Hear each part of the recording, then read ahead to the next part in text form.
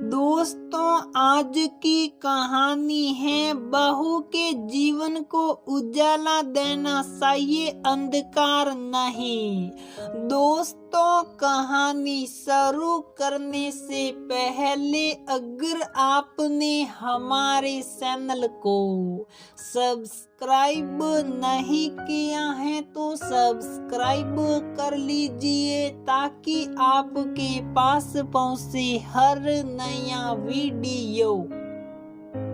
शाम 7 बजे रागिनी रसोई में खाना बना रही थी। पीयूष छोटी बहन को चिढ़ाने के लिए उसके खिलौने उससे छीन कर इधर उधर फेंक रहा था। गाड़ी की आवाज सुनकर रागिनी हर बार यही उम्मीद से बाहर देखती कि बच्चों का पिता शायद लौट आया हो, मगर हर बार वह निराश हो जाती। अरे भाई, रोटी मिलेगी भी या नहीं? भूख से पेट दुखने लगा मेरा तो। हाथों में ताकत होती तो तुम्हारी रोटी की इंतजार ही कौन करता? मैं तो खुद ही पका कर खा लेती। अब रात के 8 बजने को हैं।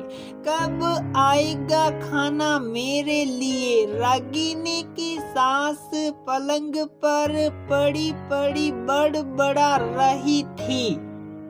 खाना ही तैयार कर रही हूँ, मैं भी वही देख रही हूँ ना माँ कि इतना टाइम हो गया, बच्चों का बाप घर नहीं आ रहा।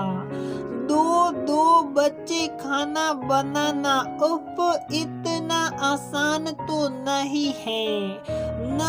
ये सब वो तो औरतें सब संभाल लेती हैं, तो मर्द समझता ही नहीं कभी।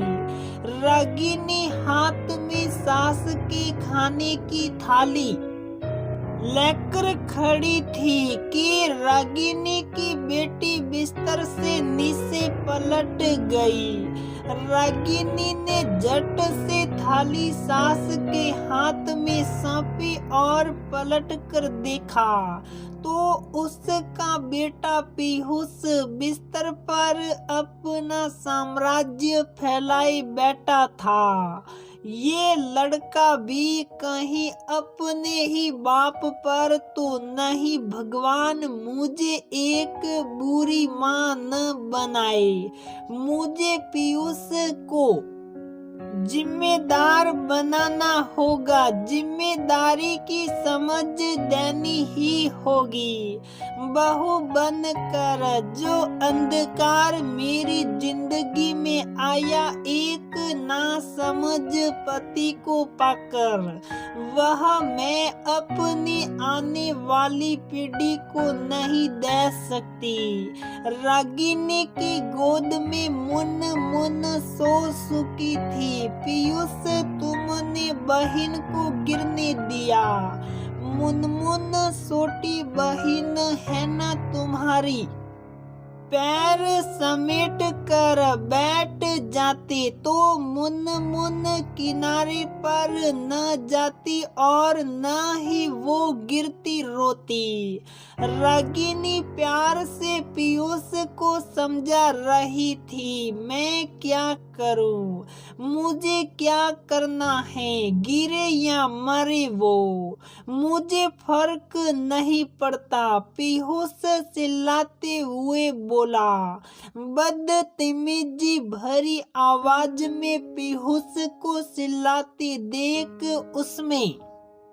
उसे पति की बदतमीजी की बू आ रही थी। मन पत्थर होकर हाथ पीयूष के गाल पर जोरदार थप्पड़ के रूप में सल चुका था।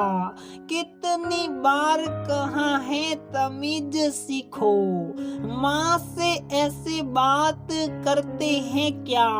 छोटी बहन के लिए ऐसे शब्द कौन भाई बोलता है पीयूष?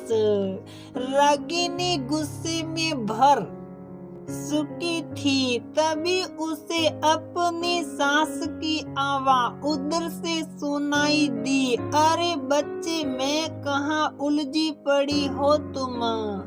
बच्चा है अभी, उसको कहाँ इतनी बड़ी बड़ी बातें समझा रही हो अभी?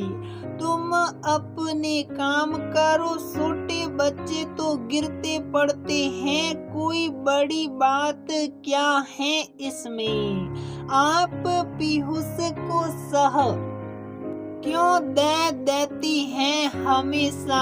क्या करूं माँ हूँ मैं, कैसे भी जिए जाए मेरा बेटा नहीं मंजूर मुझे। जिस पुत्र को वंश बढ़ाने वाला दिया समझा जाता है, अगर उसको संस्कार न सिखाए जाए तो वो वंश में उजाला नहीं बल्कि अंधकार फैलाने वाला दिया बन जाता है।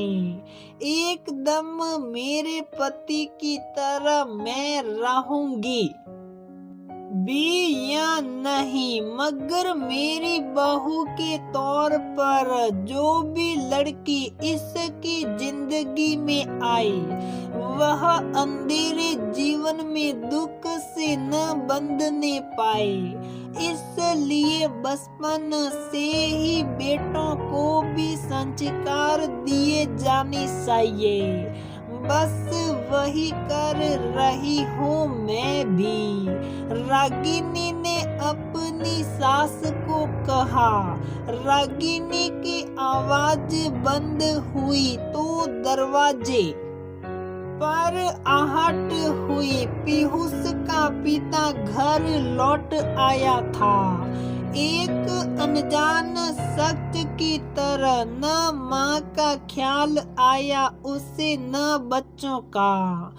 बस खाना लगाओ का ऑर्डर देते हुए अपने कमरे में जाकर बैठ गया। रागिनी ने मन में दोहराया, बस पीयूष को ऐसा ही तो नहीं बनने देना चाहती हूँ मैं। तो दोस्तों, हमारी ये कहानी यहीं पर समाप्त होती है। अगर आपको हमारी ये कहानी पसंद आती है तो वीडियो को लाइक करें, शेयर करें और हमारे चैनल को सब्सक्राइब जरूर करें।